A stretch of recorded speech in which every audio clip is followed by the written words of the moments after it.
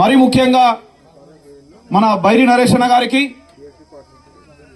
షాన్ రెంజల రాజేష్ అన్న గారికి కూడా ప్రత్యేకమైనటువంటి జై భీములు, బుద్ధ వందనాలు తెలియజేస్తున్నాం. సో ఈ కార్యక్రమాన్ని ఇంతటితో ముగించే ముందు ఈ కార్యక్రమం పివి సిద్ధార్థ గారు వారి యొక్క పాటతోటి ఈ కార్యక్రమాన్ని ముగించడం జరుగుతుందని చెప్పి తెలియజేస్తూ పివి సిద్ధార్థ గారిని వేదిక మీదకి వచ్చి పాడవలసి కూర్చున్నాం. మన రాష్ట్ర కమిటీ మెంబర్లకు, తర్వాత బైరి నరేష్ అన్న గారికి జిల్లా కమిటీ తరఫున మెమోంటో అందించవలసిందిగా కోరుచున్నాం.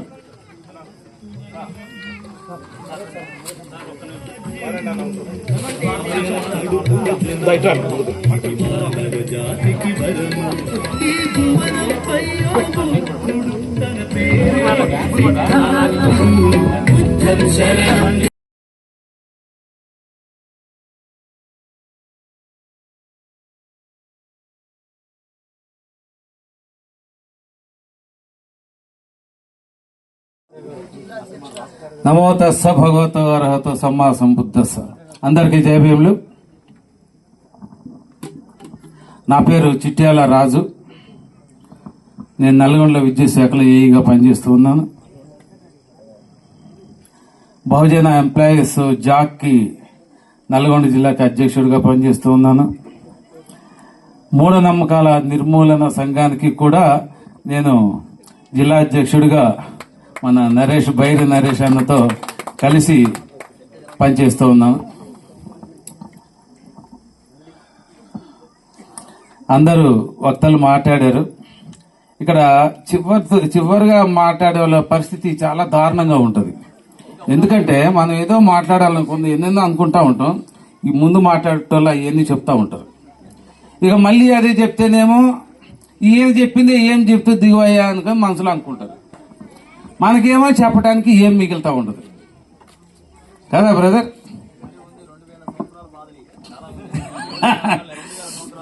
అయినా కానీ నేను ఒకే ఒక అంశాన్ని మాట్లాడదలుచుకున్నాను.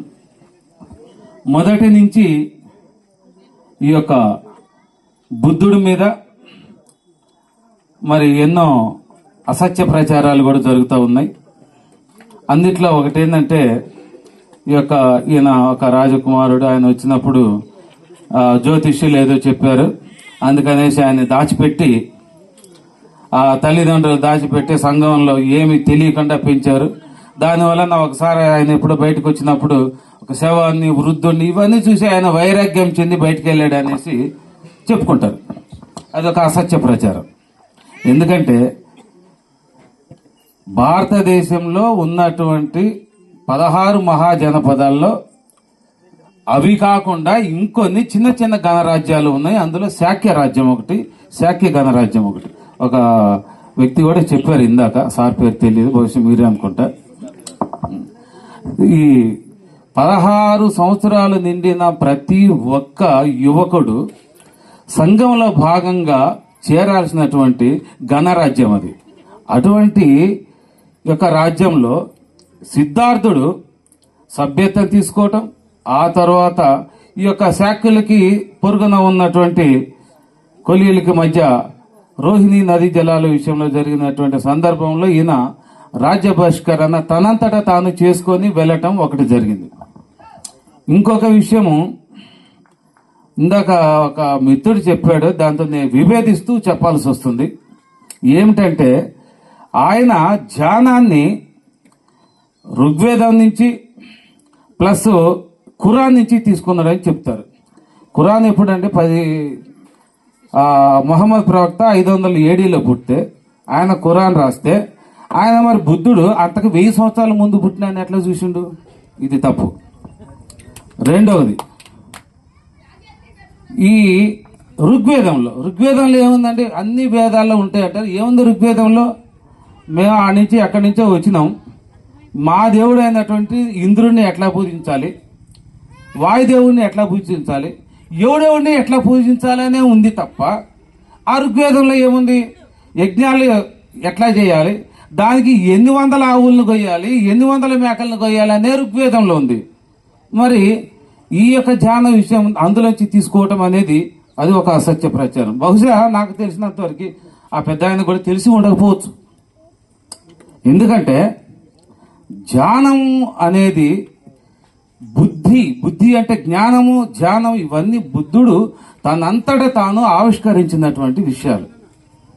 అది ఆయన సొంతం, అది ఆయన సృష్టించినటువంటి ప్రచారం చేసినటువంటి ధర్మం. ఈ రకమైనటువంటి అసత్య ప్రచారాలు జరుగుతూ ఉంటాయి.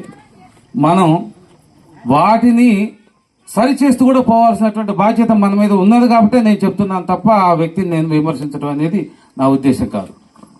ఇక రెండవ అంశాన్ని తీసుకుంటే ఇక్కడ ఉన్నటువంటి అందరూ బుద్ధిస్టులు, అంబేద్కరిస్టులు, ఇంకా ఎథియిస్టులు వీళ్ళందరూ ఉన్నారు.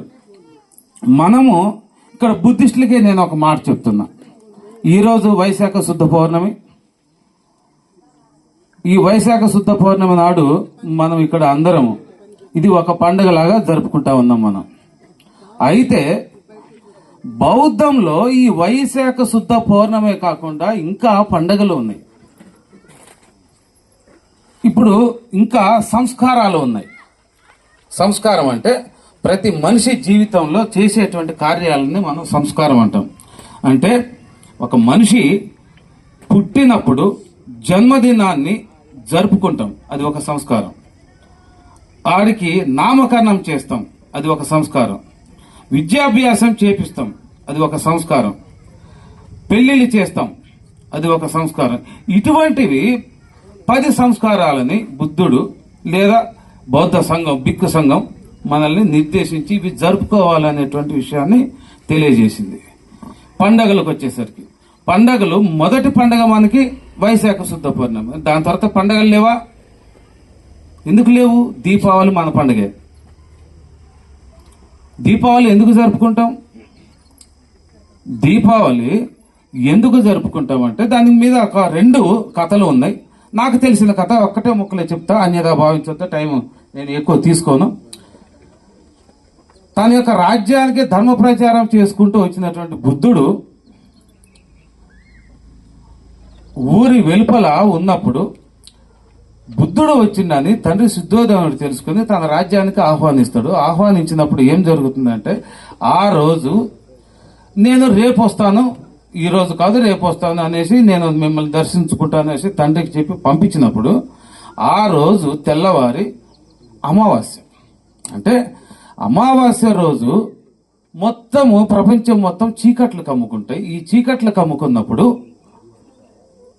మరి ఒక ప్రపంచానికే వెలుగునిచ్చినటువంటి ఒక జ్ఞానవంతుడైనటువంటి బుద్ధుడైనటువంటి సిద్ధార్థుడు నా రాజ్యానికి వస్తే ఇక్కడ చీకటి ఉండకూడదు, కాబట్టి అందరూ దీపాలు వెలిగించండి, మన దేశంలోకి మన రాజ్యంలోకి జ్ఞానవంతుడైన బుద్ధుడు వస్తున్నాడని వెలిగించినటువంటి ఆ యొక్క రోజుని దీపావళిగా ఆ రోజుల్లో ఆ కాలంలో బౌద్ధులు జరుపుకున్నారు. దానికి ఈ యొక్క ఆర్యులు కొత్త కొత్త కథలు రాసుకొని దాన్ని కబ్జా చేశారు. ఇక విజయదశమి అంటాం. విజయదశమి కూడా బౌద్ధులు జరుపుకునేటువంటి పండుగ. ఒక చోటేమో విజయదశమి అంటాం, ఒక చోటేమో దశహర అంటాడు ఇంకొకడు. వాడి స్టోరీ ఏమో ఒకటి. వాడి స్టోరీ ఏంది? రావణాసురుడిని చంపిన లెక్క. ఇంకొకటి ఏమో ముందు రోజు జమ్మి చెట్టు ఎక్కడ ఉంటుంది అంటాడు, ఆ జమ్మి చెట్టు మీద ఆయుధాలు అంటాడు. వీడిది పంచపాండవుల లెక్క. అసలు కథ ఏంది? అసలు కథ ఏంది అంటే, కళింగ రాజ్యం మీద అశోకుడు జయించి వచ్చినప్పుడు, ఇక్కడ కళింగ రాజ్యం జయించి వచ్చిండు అనేది వరకే మనం చెప్పుకుంటాం. కానీ ఒక్క నిమిషం మనం లోతుగా దాన్ని అధ్యయనం చేస్తే ఇక్కడ ఏం జరుగుతుందంటే, అశోకుడు తన యొక్క జీవితం మొత్తం మీద చేసినటువంటి చివరి యుద్ధము అతిపెద్ద యుద్ధం. అతిపెద్ద యుద్ధం, 2.5 లక్షల మంది చనిపోయారు అనేసి చరిత్రలో లిఖించబడింది. అయితే ఇక్కడ జరిగినటువంటి రోజు, ఒక రోజు యుద్ధం జరుగుతుంది. ఎప్పుడు జరుగుతుంది? నాకు ఒక లెక్క ఉంది. ఉదయం సూర్యోదయం కాచి సూర్యాస్తమయం తర్వాత యుద్ధాన్ని క్లోజ్ చేయాలి. ఈ క్లోజ్ చేసినప్పుడు మరి ఏం చేయాలి? వీళ్ళు సైనికులు విశ్రాంతి తీసుకుంటే అప్పుడు యుద్ధం ముగిసిన తర్వాత బౌద్ధ భిక్షులు ఆ యొక్క యుద్ధ క్షేత్రంలోకి వెళ్ళి గాయపడిన వారికి వైద్యం చేస్తూ, చనిపోయిన వారికి సంస్కారాలు చేస్తూ, ఈ యొక్క కార్యక్రమం వాళ్ళు చేస్తూ ఉండేవాడు. అశోకుడు ఇది చూడటం మొదలుపెట్టండి, ఏం జరుగుతుంది, నేనేమో మనుషులను చంపుకుంటూ పోతున్నా, వాళ్ళేమో మనుషులు బ్రతికించడానికి ప్రయత్నం చేస్తూ ఉన్నారు. నేను నా యొక్క యాటిట్యూడ్, నా యొక్క ఆలోచనకి వాళ్ళ యొక్క ఆలోచనకి ఎందుకు ఇంత వ్యత్యాసం ఉంది అని ఆయన ఆలోచించటం మొదలుపెట్టిండు. ఆలోచించటం అయితే మొదలుపెట్టిండు కానీ యుద్ధ విరమణ చేయలే. కారణం ఏంటంటే ఆయన తాత బింబిసారుడు ఒకే ఒక లక్ష్యం ఏందయ్యా అంటే కళింగాన్ని జయించడం. ఆయన భారతదేశాన్ని మొత్తం జయించిండు కానీ కళింగాన్ని జయించలేకపోయిండు. కారణం వేరు, భౌగోళిక పరిస్థితులు చాలా ఉన్నాయి, అది ఇప్పుడు టైం కాదు. ఆయన తండ్రి యొక్క తాత యొక్క కళను నెరవేర్చాలని అనుకున్నటువంటి అశోకుడు కళింగని జయించిండు. అది జయించకపోతే ఆయన జీవిత లక్ష్యం నెరవేరదు. అందుకనే ఆయనలో ఒక ఆలోచన చిగురించినా కానీ యుద్ధం అయితే జరిగించాల్సి వచ్చింది. చివరికి ఈ యొక్క ప్రహాసనాన్ని ఆయన చూస్తూ ఆయన రిలీజ్ అయిన తర్వాత మరలా తిరిగి తన యొక్క రాజ్యానికి వచ్చినప్పుడు ఆయుధాలు శుద్ధి చేసిన తర్వాత ఈ యొక్క అందరికి తెలుసు మొగలపు సతీస ఈ యొక్క భిక్షువు దగ్గర ఆయన ధర్మాన్ని స్వీకరించిండు. ధర్మాన్ని స్వీకరించడమే కాకుండా ఆయన భిక్షువుగా మారుతానని చెప్తే ఆయన ఒక మాట చెప్తారు, అయ్యా నీలాంటి రాజు నీ పని నువ్వు చేయాలి, రాజు పని చేయకపోతే రాజ్యము చిన్నాభిన్నం అయిపోతుంది, కాబట్టి నువ్వు ఆ పని చేస్తూనే బుద్ధుని యొక్క బోధనలు నువ్వు ప్రచారం చెయ్యి. అప్పుడు ఆయన ఏం చేసిండు అశోకుడు ఆయన బౌద్ధం తీసుకుని ఇంట్లో కూర్చున్నాడు. అమ్మలాగా ఆయన కూర్చోలే. ఆయన కూతురు సంఘమిత్రని బౌద్ధ భిక్షుని చేసి శ్రీలంక పంపి దేశవ్యాప్తంగా ప్రచారం చేపించిండు. ఏమన్నా బుద్ధుడు తన కొడుకు రాహుల్కి రాజ్యాన్ని కట్టబెట్టిండా? చేతిలో చెప్పి, ఇందాక బయట నరేష్ అన్న ఎవరు చెప్పారు కదా, చేతిలో చెప్పబెట్టి ధర్మాన్ని ప్రచారం చేయమని చెప్పిండు. మరి మనమందరం ఏం చేస్తున్నాం? ఈరోజు వస్తాం, మళ్ళీ సంవత్సరం తర్వాత మళ్ళీ ఆయన ఎవరు పెద్ద మనిషి పెట్టి పోతేపాక మన అధ్యక్షుల వారు, అప్పటిదాకా మనకు సోయుండు. మరి ఈ సంస్కారాలన్నీ మన ఒక బౌద్ధ భిక్షువుని పిలిపించుకొని అందుబాటులో లేకపోతే మనమే చేసుకొని, ఇక్కడ ఏది బౌద్ధ భిక్షులే చేయాలన్నటువంటి రూల్స్ అండ్ రెగ్యులేషన్స్ బౌద్ధంలో లేవు, మనమే చేసుకోవచ్చు. అందుబాటులో ఉంటే బౌద్ధ భిక్షువుని పిలిపించుకొని మనము మన యొక్క సంస్కారాలు, జన్మదినం వచ్చింది, బాబు పుట్టినరోజు వచ్చింది, ఒక బౌద్ధ భిక్షుని పిలిచి నలుగురిని పిలిస్తే వాళ్ళ యొక్క మన కల్చర్ చూస్తారు. కల్చరల్ మూమెంట్ అంటాం. కల్చరల్ మూమెంట్ అంటే మనం నలుగురికి చూపించాలి ఆ కల్చరల్ మూమెంట్ని. అప్పుడు వాడు ఇదేందో కొత్తగా జరుగుతుందని వాడు వస్తాడు. మనం చేసుకుంటే అది కల్చరల్ మూమెంట్ కాదు. మన సంస్కారాలని మనం చేసేటువంటి ప్రతి కార్యక్రమాన్ని అందరికి చూపించాలి. సొసైటీలో మార్పు తీసుకురావడానికి ప్రయత్నం చేయాలి.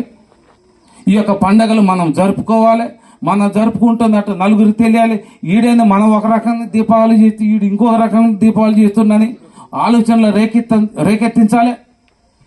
ఈ విధంగా మనం కల్చరల్ మూమెంట్ని తీసుకెళ్లగలమే కానీ మనం ఇక్కడ సంవత్సరానికి ఒకసారి నేలకొండపల్లిలో మనము చేస్తే ప్రభుత్వ భారత్ని మనం తీసుకురాలేము. కాబట్టి ఈ రోజు నుంచే మనము ఈ యొక్క ఇప్పుడు నేను చెప్పినటువంటి 10 సంస్కారాలు ఉన్నాయి, 10 పండుగలు ఉన్నాయి. వీటన్నిటిని మాకు నల్గొండలో ఒక భిక్షువుని మేము అక్కడ ఏర్పాటు చేసాము. ఆయనకు ఒక ఉండటానికి నివాసం ఏర్పాటు చేసాము. ఆయన ఉండటానికి ఆయనకు అవసరాలకి మేమే పంపిస్తా ఉన్నాము, డబ్బులు పంపించి చేస్తున్నాము. చుట్టుపక్కల కార్యక్రమాలు ఏం జరుగుతుందో ఆయన వచ్చి చేయించుకుంటాం. ఈ విధంగా మొత్తము రాష్ట్రం మొత్తం జరిగితేనే ప్రబుద్ధ భారత్ నెరవేరుతుంది. బాబాసాహెబ్ అంబేద్కర్ కళ నెరవేరుతుంది. మనందరి కళలు కూడా నెరవేరుతాయి. జై భీమ్, నమో బుద్ధాయ.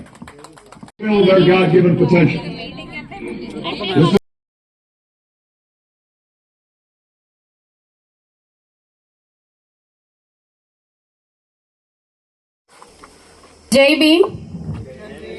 నా పేరు ప్రీతి సంఘర్షణ, ఖమ్మం జిల్లా ఎంఎన్ఎస్ అధ్యక్షురాలిని. ముందుగా వేదిక మీద ఉన్న పెద్దలందరికీ ఉద్యమాభివందనాలు. చాలా మంది చాలా మాట్లాడారు. నాకు అంత మాట్లాడాలంటే కొంచెం ఇదిగా ఉంది. బుద్ధ జయంతికి